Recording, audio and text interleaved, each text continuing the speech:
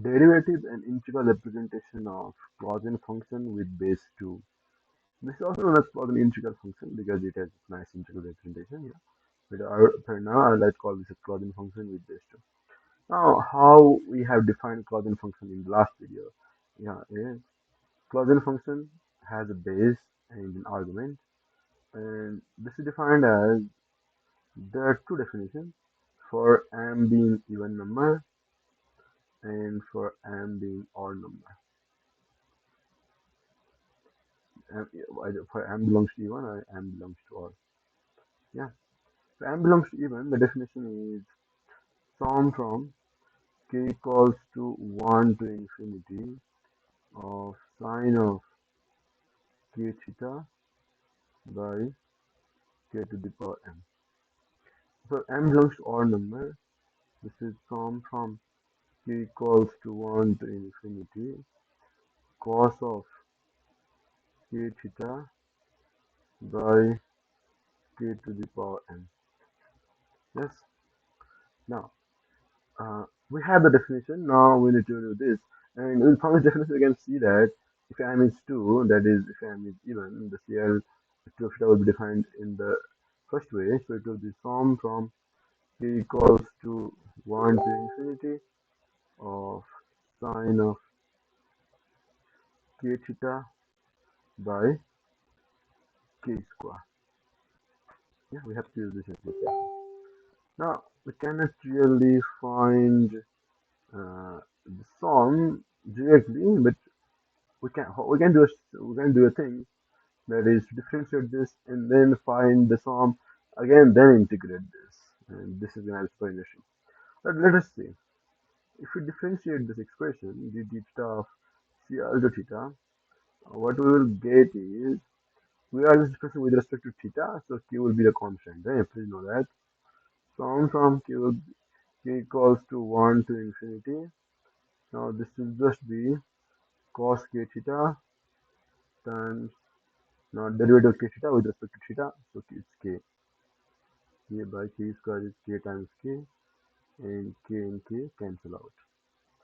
Okay, now we have sum from k equals to 1 to infinity of cos k theta by k. Yeah.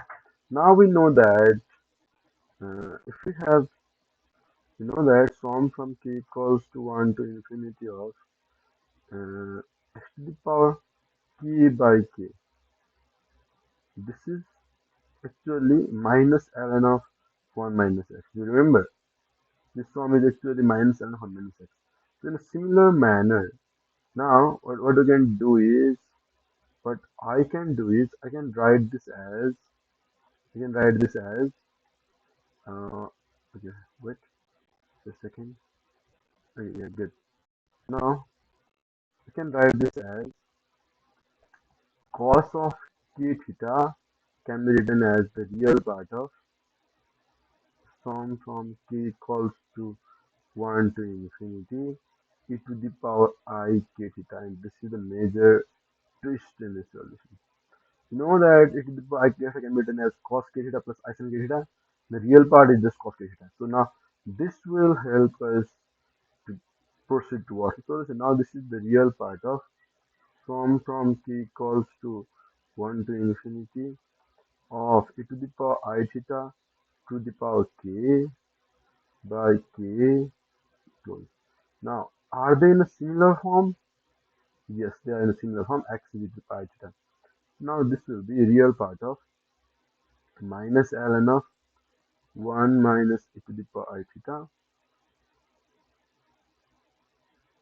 We can take negative sign out to the real part, minus real part of ln of 1 minus e to the power I theta. Okay, now next. Now, how do we find the real part of the log of a complex number, let's say a plus ib?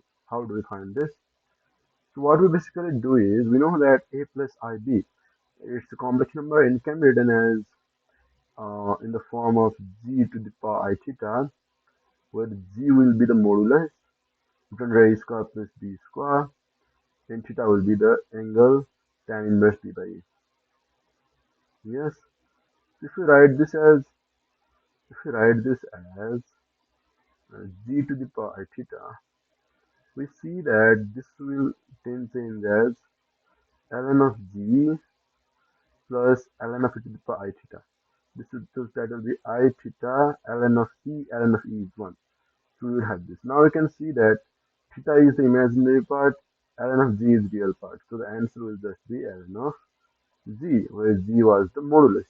Here also we will have the same thing.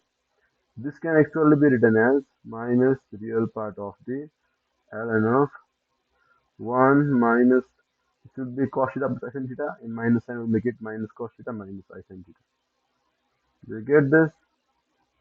Now we can write this as minus ln of the modulus. Modulus is a square plus b square. 1 minus cos theta square plus minus sin theta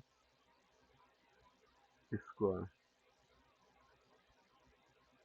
Just this will be minus ln of the modulus of square root of the 1 minus 2 cos theta plus cos square theta plus sin square theta.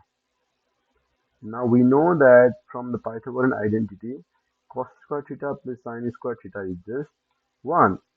Using that, we get minus ln of the modulus of 1 plus 1 is 2 minus, sorry, this happens sometimes because of the unstable internet that I have to face here. Okay, but now it works. Now 1 plus 1 is 2 minus 2 cos theta. Now I can take 2 common. If I take 2 common, what I get is the square root of the 2 times 1 minus cos theta, which is just 2 sine square theta by 2. Now I can see that this is 4 sine square theta by 2.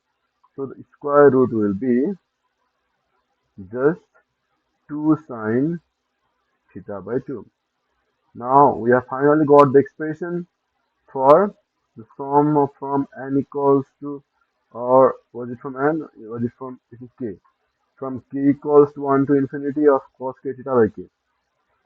From k equals to 1 to infinity of cos k theta by k, which was actually the derivative. The derivative for the sum from k equals to 1 to infinity of sin k theta by k square. Yes, which was actually the derivative of Clausen function of order 2. Clausen function of order 2. Yes? Okay, good. Now we have already derived our first result. Yes, our first result we have already derived, have we? Yes. Now let's derive second result. Now for second result, yeah, okay, let me go at the top because we are already students. Now to derive the second result, we will need the first result because they are pretty same. Yeah. Now first of all, let me write the first result in terms of x. If it is in terms of x, d dx of CL2 of x is defined as minus log of, this is actually modulus because inside the log it should always put modulus, 2 sine x by 2 and then modulus. Okay. Now if I integrate both functions from 0 to theta, with respect to dx, from 0 to theta, you can see that the dx cancels out. Now here it's just like this. We have integral from 0 to theta of d of CL to x. Over here integral from 0 to theta of, this comes out log n ln as sin 2 sine x by 2 and then dx. Yeah. Okay. Now we know that if we have d of some function, the integral will just be that function. So this is just CL to x evaluated from 0 to theta, and this is minus integral from 0 to theta of ln of 2 sine x by 2 dx. You get this? Yeah, okay. Now next step will be now over here we get CL of theta minus CL2 of 0 is, sorry, just CL2 of 0 is this integral minus integral from 0 to theta of ln of 2 sine x by 2 dx. Yes. Now, to find CL2 of 0, just use the definition of CL2 function. We know that CL2 of x is formed from n equals to 1 to infinity of sine n theta by n square. Yeah. Now, if we substitute x at 0, what do we get? Formed from, okay, this is theta, sorry. Now, substitute x theta at 0, here also it will be theta at 0, sum from n equals to 1 to infinity of sine of n times 0 is sine 0 by n square. So you see that sine 0 is just 0. This is just form of zeros, which will also be 0. That's why CL2 of 0 is just 0.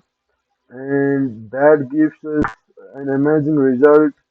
Yeah, the amazing result that we finally get is CL2 of theta minus 0 is just minus integral from 0 to theta of ln of 2 sine x by 2 dx. And this is finally the integral representation for CL2 of theta function. Was that nice? Yes, it was pretty nice. So just to recap, we just found the derivative and used the logarithm series to sum it up, and also the real part of it to the pi theta kind of expression. We used the complex summation and we found the sum of the derivative. After finding the sum of derivative, we just integrated both sides and found the integral representation for original function.